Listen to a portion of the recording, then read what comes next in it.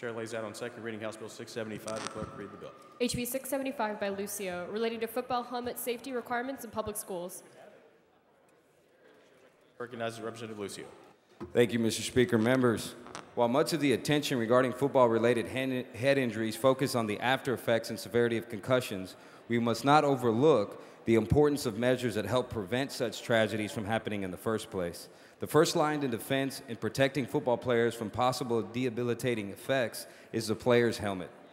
What this bill does, members, is require school districts to recondition helmets that are 10 years or older every 2 years and keep records of the helmet's age and reconditioning. This information will be available upon request by parents, and this bill will also require that after 16 years of use on the football field, helmets will no longer be able to be used. The biggest problem that we're trying to prevent, obviously, is the severe effects and long-term permanent effects of concussions.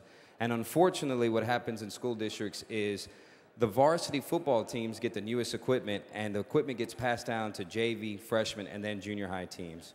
So with that, Mr. Speaker, I move adoption. Move passage. Mr. Speaker. Mr. Wally, for what purpose? Would Representative Lucio answer a few short questions? Representative Lucio, do you yield? Absolutely. Representative Lucio, this safety bill for many of us in this body that only played high school football is a needed mechanism so that we have some safety and minimum standards for high school football players to prevent traumatic brain injuries, particularly concussions. This bill was supported by the Texas High School Coaches Association, the Texas Medical Association, the Texas Classroom Teachers Association, the Texas Speech Language Hearing Association, and the Texas Pediatric Society. So by and large, everyone all agrees that the long-term effects of head injuries now becoming more and more of an issue as high school players become bigger, faster, and stronger. It's just, there's a lot of danger out there. This is an inherently dangerous sport, and I need to make sure my colleague doesn't put this helmet on me. No, we're not voting for it unless you wear it.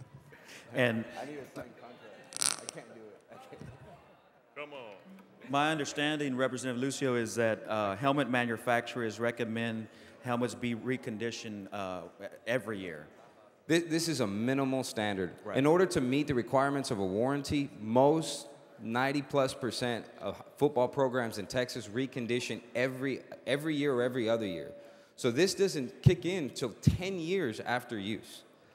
So, I mean, this is basic standards. This is like putting your seatbelt on if you want to compare it to driving a car. This is basic, minimal standards. And we talked earlier about when a student athlete gets that first concussion, the degrees of severity of that brain injury for that student athlete varies from student to student. Absolutely. So you and I both get concussions in the same game. Because of the way the brain works and it's different for every student, you may heal in 2 weeks. It may take me 9 months. I was speaking to Chairman Caligari regarding his grandson who had a concussion. It took him 9 months to heal from that concussion, and they were worried for a long time regarding how well he was going to do.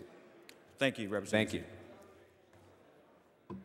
Mr. Speaker, Representative Taylor, for what purpose? the gentleman yield for a question. Lucio, do you I yield would for a question? definitely yield to my good friend. Representative Lucio, I understand this is a serious bill in a very serious manner, but you started talking about football, and it comes to mind, doesn't the legislature have a history of having a football game every session? Yes, sir. I'm glad you bring that up. That is Who's scheduled. responsible for organizing that football game? That is scheduled for April 11th because the freshmen were too relaxed in organizing that game. So the Wellness Caucus took the initiative. So that will be played. The Wellness Caucus. The all right. Wellness Caucus. Took Isn't that it not true that at least one person gets hurt every year at the football game? The last major injury was Aaron Pena, and I think he broke his body. So April the 11th, we will have a legislative football game. That's right. So we have a little bit of time to try to get in shape between now and then. Not much.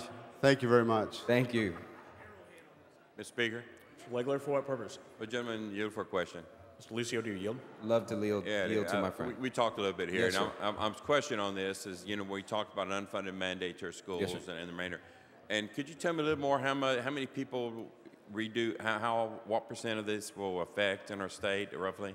Well, again, if your school district goes out and purchases new helmets, they already do this because they have to meet their warranty requirements, number one. Two, we're talking about trying to prevent in our country an average of 67,000 concussions that occur every year. The biggest problem is not the first concussion, but that second concussion. And we have other bills we're working on, several members of this body, regarding addressing head injuries. Regarding school districts, I haven't had a single one call and tell me they have an issue with it. My school districts down there all said, not a problem. We already do this. We want to protect our high school athletes. And question a while ago, I asked you about UIL and why, couldn't they have done this on their own? And you made mention that they really were ambiguous on the answer. They didn't say yes or they didn't say no, but they couldn't. Exactly. And so, and you feel like since they couldn't come up with a decision, that it was best for us to make the decision for them. Right. And this, again, minimal standards. We're talking about stuff that's already done that we hope to just bring home to say we want to protect. If you're going to have a football program, mind you, we don't mandate any school district to have a football program, nor do we include in curriculum that that a student must play football. So if you're going to make the expense of having a football program, hiring coaches, telling parents we're going to do everything we can to protect your athletes, you should recondition the helmet after 10 years, mind you. So this is going to be in use 10 years before they have to think about it with this bill. Very good, thank you. Mr. Speaker? Mr. Legler, for what purpose? Could you put a remarks, could we have them put them in writing, put it in the journal? Members have heard the motion. Is there objection? Chair hears none, so ordered. Thank you. Good bill. Thank you. Mr. Speaker, Ms. Harper Brown, for what purpose? will the gentleman yield for a question? Mr. Lucio, do you yield? I'd love to yield, my friend. Yes. Thank you. I understand by reading some of the information that I found on this bill that the manufacturer, most manufacturers, or I think all manufacturers now require that it be sent back to them yearly or every other year for reconditioning. So that's something the schools are already doing, at least from what I understand. Right. And again, the varsity teams most likely are taken care of. What happens is the varsity teams say, okay, we want new helmets. We've used these for 4 years. They pass it down to the JV. JV uses it for 4 years. Then they pass it down to the freshmen and then junior high teams. So our youngest students who are barely learning to play the game and who are most susceptible to injury are the ones who have the poorest equipment. But there shouldn't be any cost to the school district because most of the manufacturers are doing this. Absolutely, that's correct.